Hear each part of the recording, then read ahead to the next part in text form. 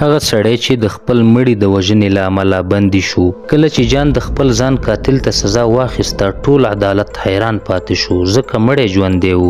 جان ورک شو، مړ وګڼل شو، قاتل ونیول شو، خو یوه ورځ مخکې له فیصلې جان را وګرځېد.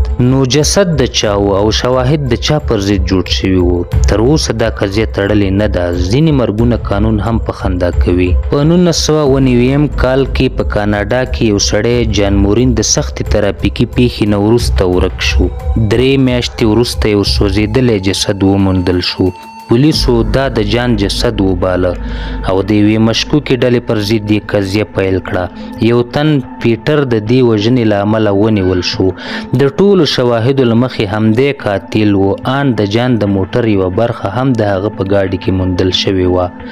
خو د محکمې تر پریکړې یوه ورځ مخکې جان مورین ژوندی راښکاره شو. ده وویل هغه وخت یې حافظه له لاسه ورکړې وه او د یوه لرې کلي خلکو یې مرسته کړې وه. کله چې تلویزیون کې یې خپله پیښه واورېده بیرته کور ته ستون شو.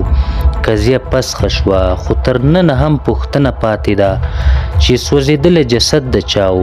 ولې پیټر تورن شو او ولې ټول شواهد ورباندې ول؟ تر اوسه هم دا کیسه د عدالت یو ناحله معما ده.